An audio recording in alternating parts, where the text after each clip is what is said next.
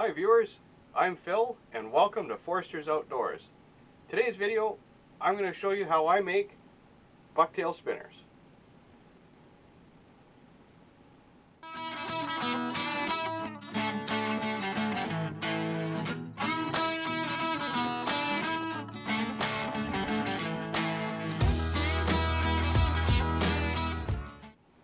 These little bucktail spinners are fantastic lures. You can catch pike, bass, walleye, anything you want on these things. They're easy to make, they're easy to catch. These things troll like crazy. They're fantastic little lures. Here's a project that you can do. So in today's video we're going to make some bucktail spinners. I have some examples here. And these are some of the materials you're going to need. I've got some stainless steel wire here that I purchased from luremaking.com. I don't know if that's going to focus. It's 040 gauge, and they come complete with an eye tied in the end, which saves you a step. These I think are the 6-inch ones. You're going to need some blades, some clevises, scissors, some glue, nail polish, some pliers.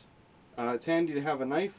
I'm using 3/0 hooks, treble hooks here, and I've got other supplies. These are lure bodies that you'd use in the body of the bait, but you can also use lead weights, such as these ones are bullet weights, and they make fantastic bodies as well, and you can have control over how much weight you have.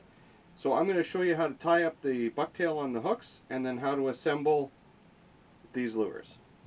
Okay, so to get started, I'm going to take my treble hook, and I have a fly tying vise here, and this one is really old. It belonged to my dad, and it may have even been his dad's, but you can get all kinds of these different vices, or you can put a pair of vice grips in a regular vise.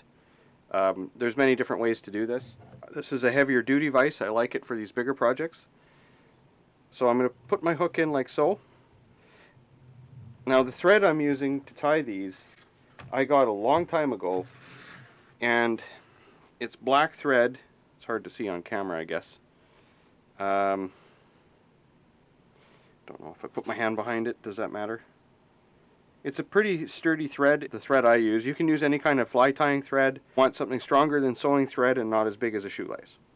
So I'm just using clear nail polish as my glue. It works pretty good and it dries fast.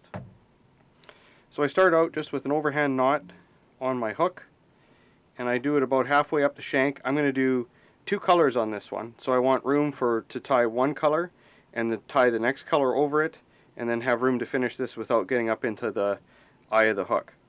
So I start with an overhand loop and then another overhand like so to lock it in, slide it to where you want it, and then put a little bit of glue on it.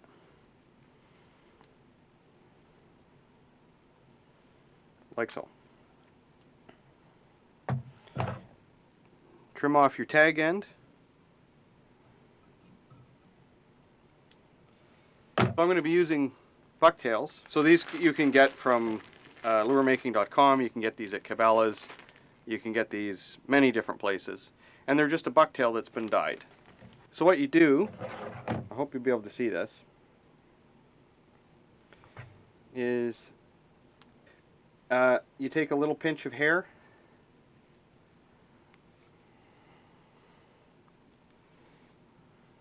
like so.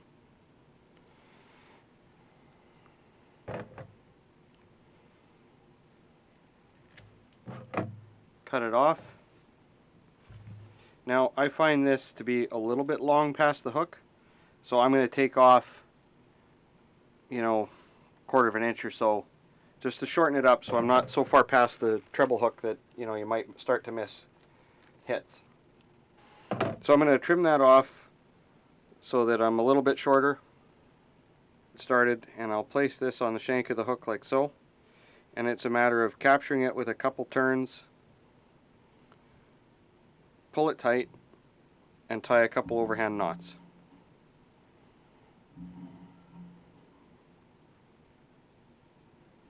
Like so.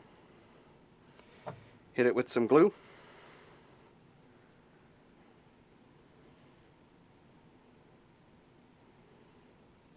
That. I started making these when I was, I guess, a teenager, a young teenager. Was super crazy about fishing, and musky fishing, pike fishing. So that's how I got into this. And I used to use the musky killers a lot. They were one of my favorites. So this is pretty much emulating that. And I make a pretty traditional lure here. I don't have a bunch of bling on my lures. It's not that I can't, and it's not that it's wrong. I just really prefer a simple looking lure. Yet again, I'm just wrapping to trap it, and then I'll do a couple knots like so.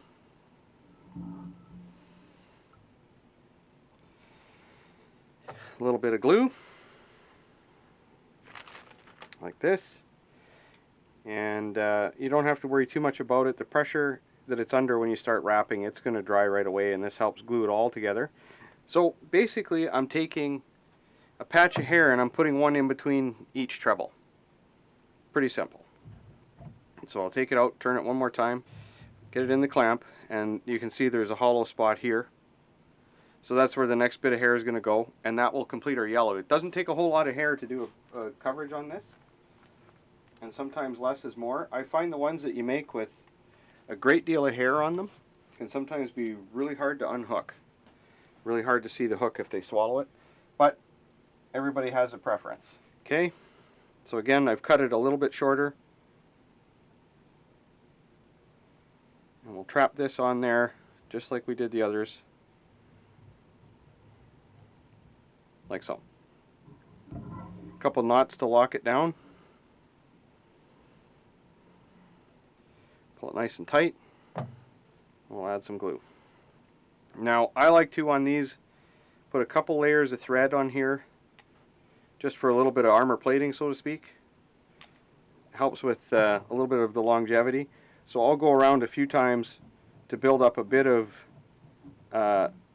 thread on here just so teeth don't get through it quite so easily. And I'll stop there. And this is where now I'm going to add my second color. Now for the sake of this video, I'm going to be doing a yellow under with an orange over. Kind of a modified fire tiger, I guess you could say. Process is the same. I'm going to put a little bit more glue on there, I think. So we're going to take a little bit of hair off of this one. You just need a little bit together yet. I haven't made these in a while, and I'm starting to do it because my tackle box is fairly depleted. So again, in between the trebles, and we'll just capture that hair like so.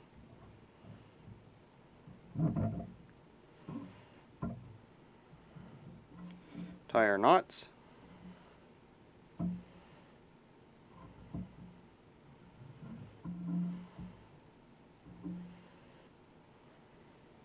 It's starting to get kind of sticky. I'm going to start another piece of thread here right away because I'm starting to get short on my tag here. If you have long thread or it's on a bobbin or a spool, I guess it would be easier. Like I said, I just have this thread from years ago. I have tons of it, so this is what I'm using. I will eventually run out and have to get new thread, and then at that point I will figure out what thread I'm going to use when this is all gone. But I find this pretty relaxing. I like doing this kind of thing. I find pike and musky fishermen are a lot of DIY goes on. A lot of lure customizing, painting your own lures, changing hooks, that kind of thing. So I think this sort of fits right into that. Change it around in the vise. Again, a little bit of hair.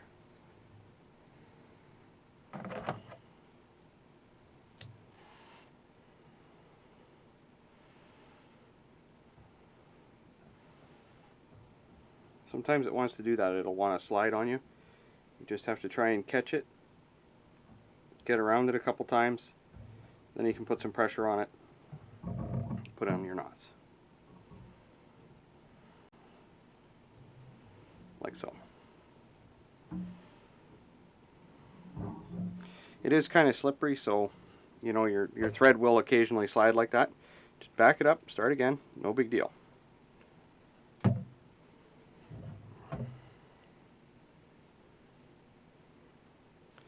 Looking good. This might take more than one little thing of hair here because I got a bit of a gap there. You start to get the gap as the shank gets a little fatter with all the thread and hair on there. Like so.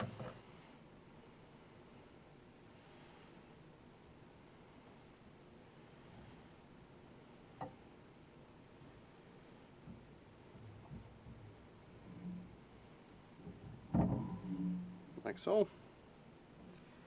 Tie your knot, make sure you're happy with where the hair went. I think we have a bit of a patch here. Yes, we do. We just turn it, fix it. We're almost there. Get in there without hooking myself. Tying up these treble hooks, you will eventually bleed. You're going to come across the end of one with your fingers. It happens. Alright, so what I like to do at this point is I'm just going to take a fresh length of thread here, and I'm going to start tying from the eye end this way to cover over this and to make a nice tie, nice smooth tie from the end here so we don't have all this stuff sticking out. So I'm going to tie on. I'll fold this back and we'll come over that a few times to help lock it in. Tie in a couple overhand knots right by the eye. We'll add some glue.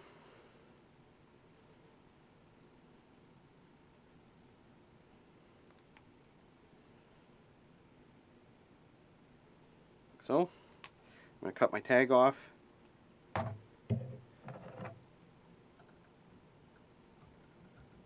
so. And then we're just going to wrap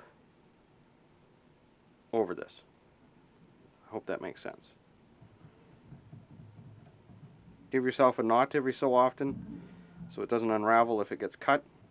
Put some tension on this so it's a nice tight wrap. Keeps all the hair locked in. Give yourself, like I said, a couple knots once in a while.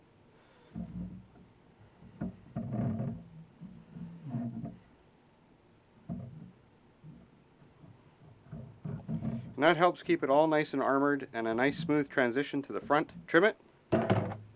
Glue the heck out of it. Are there better glues out there? Yeah, probably. I just use clear nail polish. I get it from the dollar store. To me, it works like crazy and the price is right. So, there you go. That is what it should look like when you tie it. It doesn't take a whole lot of hair. This isn't a big treble hook. You know, these are 3/0. You could do a 4, you could do a 5. It'll work just as well. So that's basically it. You know, take it out, turn it around, make sure you've got it all glued. That's what you're aiming for. Works really good. So I'm going to put this in the vise here and let it dry. Again, as I've got the wire with the eye, so I'm going to put a small bead on. If we look at how these are tied,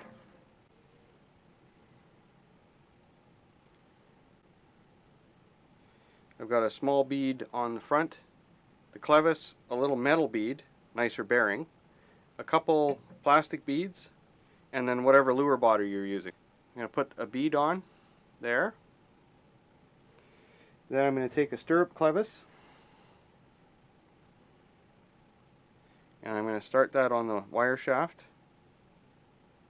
like so. Now I'm using a number 5 French blade. I love these things. They're narrow. They're not as big as a Colorado, so they tend not to pull as hard when you're retrieving them, but you can get a little bigger size on them, and they're not as long as a willow. Lots of flash on here, and that's on backwards, so pay attention.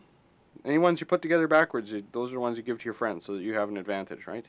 Put your blade on, and then I'm going to use a small metal bead as a bearing, smaller against the clevis.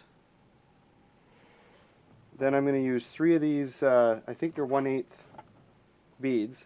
I'm going to use 3 of these beads. You can get these things anywhere, but I like to make very simple, very plain, very traditional lures. There we go. And then this one here I'm going to make with the brass body. Okay.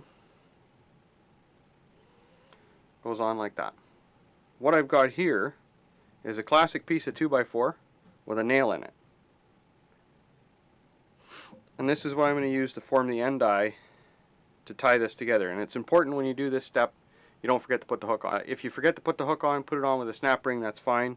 But give yourself about so much room here, you know, about ½ an inch of room. Bend your eye. This is pretty soft wire, so it bends pretty easy. Get it nicely started so you have a nice shape. Don't forget, we want to be putting our hook on this. So feed your hook on. And I like to have a bigger eye on this end, so there's some freedom of movement on that hook. Put it back over your nail, and this is where I like to have this cross wire on the top, so that when I make my first wrap, I'm pulling down just so this stays on its nail. I'm sure there's other ways to do this. I've just always done it around a nail. So actually so what I'm going to do now is I'm going to take a pair of pliers, my needle nose, and I'm going to offset this eye. Hope you can see what I just did there. Put this little kink in here so that the eye is going to be straight. Okay. Put it on your nail. Watch out for your hook here.